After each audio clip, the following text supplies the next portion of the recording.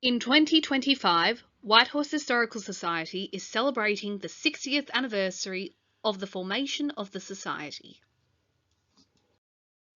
Following the restoration and opening of Schwerkolt Cottage to the public in October 1965, many of the people involved in saving the cottage turned their energy into saving the history of the city of Nunawading as well. The Whitehorse Historical Society was originally formed as the Nunawading and District Historical Society on November 22, 1965, and covered the municipal area of the former city of Nunawading. In 1968, and District was removed from the name of the society. Suburbs covered are Blackburn, Blackburn North, Blackburn South, Burwood East, Forest Hill, Mitcham, Nunawading, Vermont, and Vermont South. Whitehorse Historical Society owns and manages the collection, and the Whitehorse City Council manages the site and owns the buildings. The purpose of the Society is to foster historical interest and knowledge, to collect, document, research, preserve, and exhibit items that show how people have lived and worked in the Whitehorse area, and to share this information with the wider community. The Society worked closely and jointly with the Schwerkolt Cottage Committee of Management and initially assisted the Council with staffing the cottage during opening hours. In the first year of operation, a bibliography subcommittee was set up for the purpose of gathering information. This was followed by a photography subcommittee to collect photos, and a Society archivist was appointed to collect maps and documents. For many years, the Society operated out of members' homes with items that had been donated kept in various places. Farm machinery was stored at the council depot, special documents in the basement of the council buildings, and everything else was stored in members' garages, sheds, cupboards, and even under beds. In 1967, the Society petitioned the council for a permanent base, and in 1969, plans and specifications were drawn up for a building to house the memorabilia that had been collected, and an amount of $5,000 suggested. However, it was 10 years before the museum became a reality. During this time, the Society's committee meetings and working days and some social evenings were held in members' homes. However, for general meetings, when guest speakers were invited, they hired a larger venue. With money tight, low-cost venues were found, such as the Nunawading Methodist Hall, at a cost of $2 per annum. In 1969, there was alarm among the Society members when they discovered that the route for a proposed ring road, now known as Eastlink, would pass through the cottage precinct. The Society worked with the Schwerkolt Cottage Committee of Management, Council, and other local organisations to successfully stop this happening, with the local MP, Mrs. Dorothy Goebel, declaring that the freeway would go through Schwerkolt Cottage over my dead body. Many years later, the freeway came through on the northern side of the Mullumbimble Creek, thus escaping the creek becoming a barrel drain. In April 1973, $10,000 was allocated in council estimates to build a museum. However, no money was forthcoming.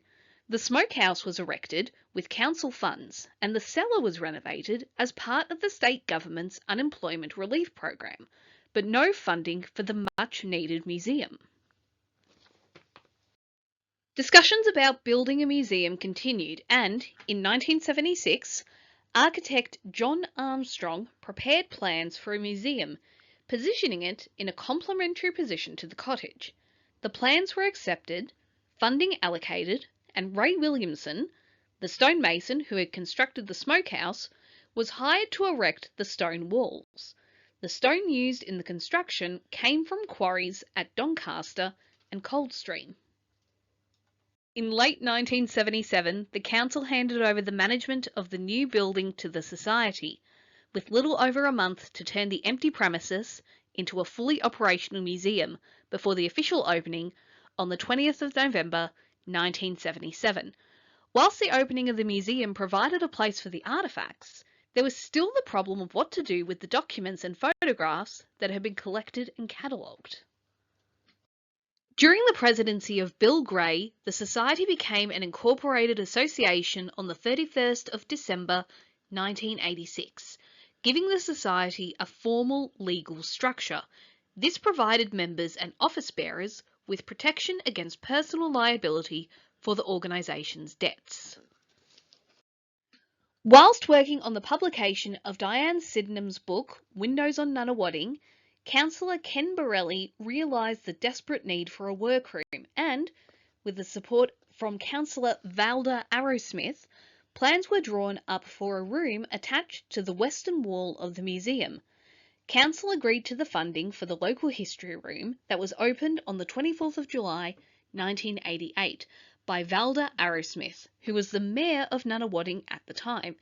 This was referred to as the Archives Annex. When the cities of Box Hill and Nunawading were amalgamated in 1994 to become the city of Whitehorse, the Society realised that they had an identity problem.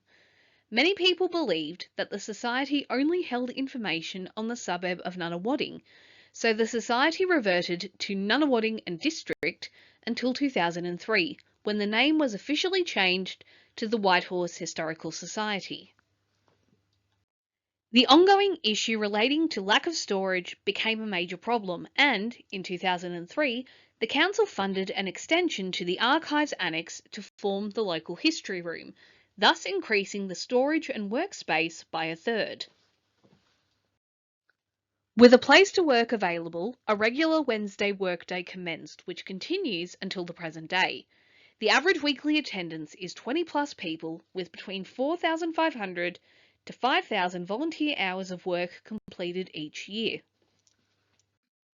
A major milestone occurred in 2000 when the Whitehorse Historical Society became one of the first 3 museums to achieve accreditation under Museums Victoria accreditation program. We still hold this status, with our last reaccreditation being undertaken in 2022. In March 2021, between COVID lockdowns, a major redesign of the museum took place, which replaced older style display cases with more modern cabinets.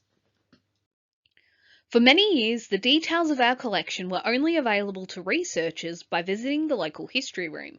In 2020, the committee decided that our collection should be uploaded to Victorian collections, and, during the various COVID lockdowns over 18 months, the collection data was prepared for transfer.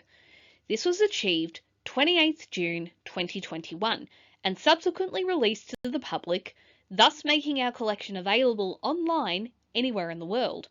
Research inquiries have increased, including those from interstate and overseas. As an unfunded volunteer organisation, the Society is dependent on donations and, due to legislative changes, in order to retain deductible gift status, Whitehorse Historical Society became a registered charity on the 1st of July 2022. Donations of more than $2 are tax deductible. During the past 60 years, the Society has continued to expand the collections of Schwerkolt Cottage and the museum and actively preserved the valuable holdings of artefacts, including a significant textile collection, photographs and documents pertaining to the history of the Whitehorse area from first settlement until the present day. In 2022, the Visitor Centre was revamped to include a new set of informative panels with accompanying brochures detailing the story of Whitehorse from the pre-colonial era to the modern day. This was the beginning of a shift from an artefacts-based museum to one where the stories behind the artefacts are being presented. In 2004, Ted Arrowsmith wrote a book titled Schwerkolt Cottage and Museum, The Legacy of Johann August Schwerkolt, Pioneer. This was co-published by the Whitehorse Historical Society and Whitehorse City Council. With supplies running out after 20 years, Council was approached with the proposal that the book be revised by the Society to include new information that had been discovered and information covering the last 20 years. The Council funded the project and the new edition was launched by Ted's widow, Valda Arrowsmith, OAM, on the 17th of August 2024. It is available for purchase for $5 from the Visitor Centre. Over the years, hundreds of dedicated volunteers have joined together to make the Whitehorse Historical Society the vibrant and progressive organisation that it is today. Currently, Society members contribute thousands of hours each year working on site, looking after the cottage, grounds and outbuildings, arranging museum displays, photographing and scanning artefacts, photographs and documents to upload to Victorian collections, and undertaking maintenance of the collection. We thank them for all their dedication and contribution.